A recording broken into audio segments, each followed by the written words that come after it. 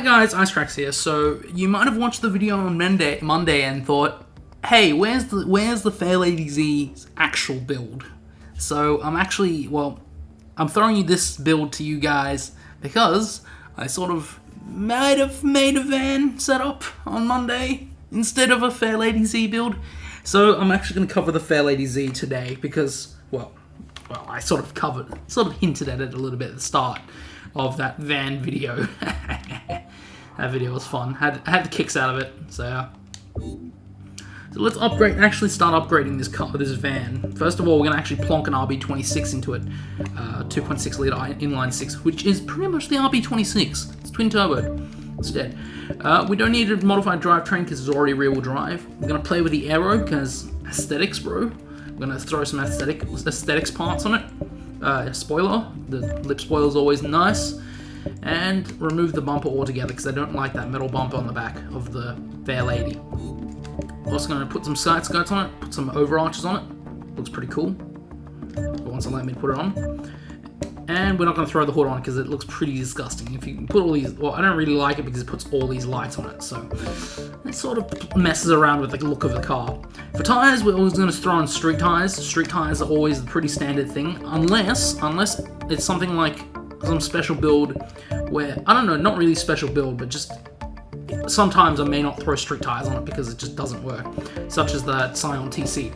For the rims, we actually went for somewhat period correct, not exactly, but it's not exactly period correct, but I like the rims and it matches the car color, which I did set. It's sort of a bronze multi two-tone polished color. So I'm going to throw on the HRE C100s, and we're going to resize them actually. We're actually going to get larger size rims to 16-inch rims. I'm going to throw on some 16-inch ones because the 14 inches is a bit small, I must say.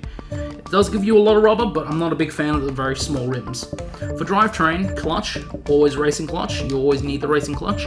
Transmission, you need to be able to change the gears around unless the car's really set for drifting. You usually have to play around with the gears a lot. And the differential, you need to have a racing differential because I'm pretty sure this car comes with an open diff. So it's going to one tire fire all the time. For brakes, you want maximum brakes, and you want race brakes, so you can upgrade them. For suspension, you want to race suspension as well, so you can change them and stuff. Same as anti-roll bars. Anti-roll bars, well, realistically, most drift cars you'll have racing everything except engine, where you'll be playing around with the motor, because the motor is usually what you play around with, as they'll determine how well or how bad the car will slide, because sometimes you may have too much power. But for weight reduction, as you can see, the car's a 1.1 ton car. It's a very light car, and I don't need the car below a ton, because below a ton means very hard to control with the amount of power I have. So for the engine, we have street intake. Street intake, we have for race ignition, we have ignition as race. I've just put a bunch of parts on to make it work. Race exhaust, mainly because I want to meet that 550 horsepower criteria for some of the challenges that on rivals. Cam, so we can get the motor to rev at a much higher RPM. We want to rev as many RPMs as possible. Pistons, we have forged pistons, racing pistons, stuff like that, throw that in. And a racing turbo. Just throw a crap ton of torque so I can close up the gap to the power amount, because it's 410 kilowatts is 550 horsepower. So yeah. So there's all the engine parts thrown onto the car. So now we're actually going to tune the car, which is the most important part of the car, is the tuning part. So we're actually going to drop the tire pressure to 1.2. If I can do it right now, 1.2.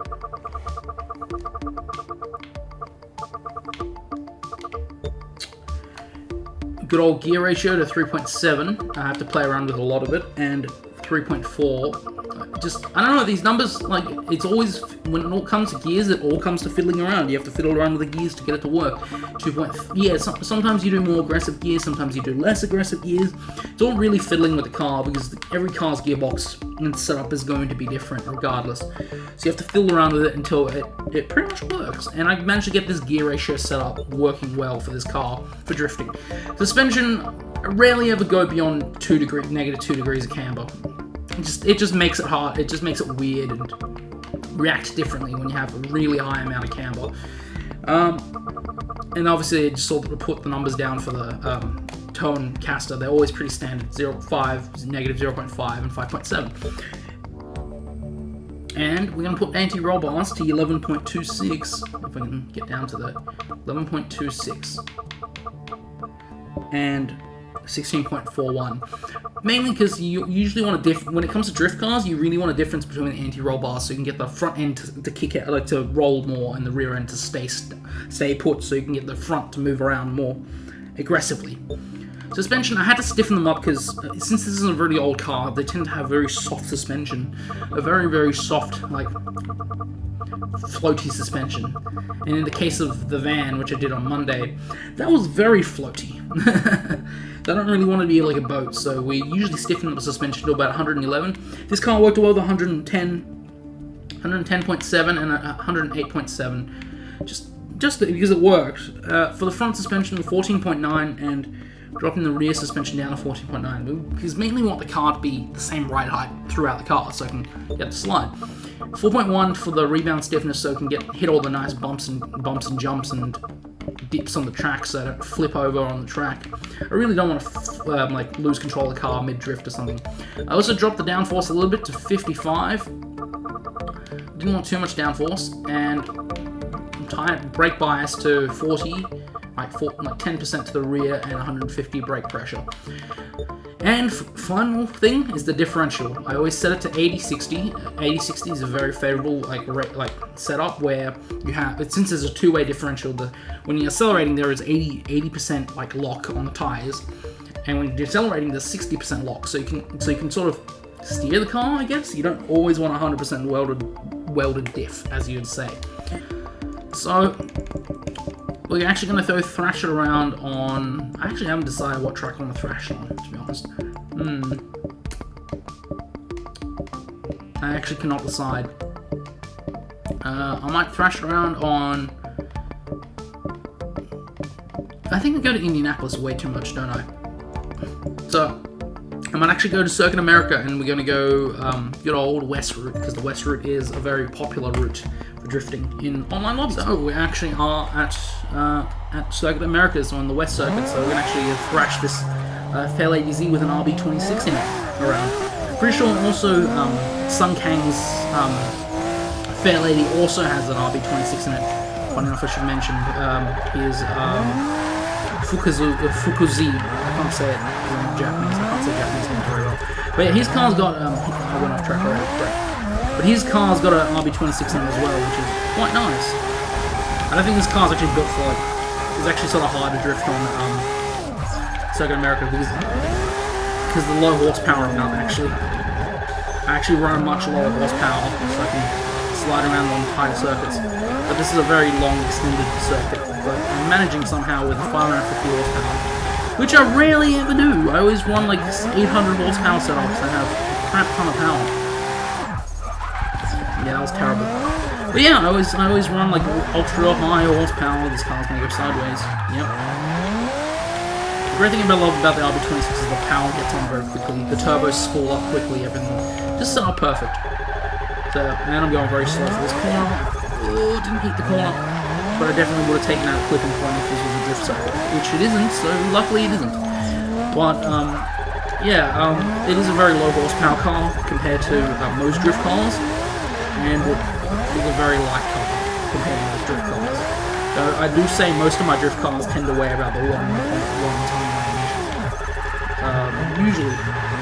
Usually that range. But I think the one thing that makes this work is the fact that it's a high revving motor. It revs up very quickly, so I can get on power very quickly. The gear ratio works somehow. As you can see, this thing's a little struggling to lift up a bit of speed. I'm going to be going at like usually be going at 180, 170 around that corner. And I'm going to reverse entry in it. And screw it off. Yay! And I threw my points away. And that was a spin out because I tried reverse entry and failed. So yeah.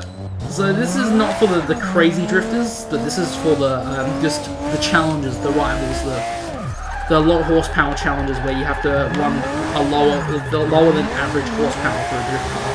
Because as most drift cars tend to run like at least 600, 700 horsepower or 800 horsepower plus.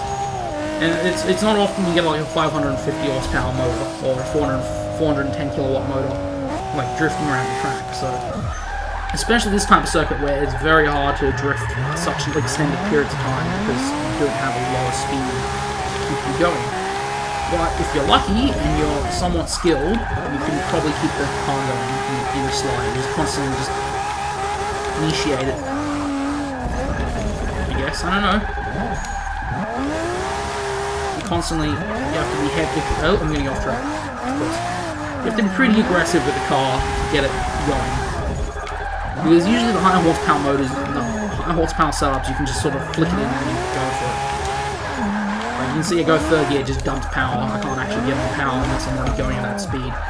So yeah, so that's one of the downsides of having a low horsepower car, but it's definitely a fun car to drift, as most Nissan cars tend to be.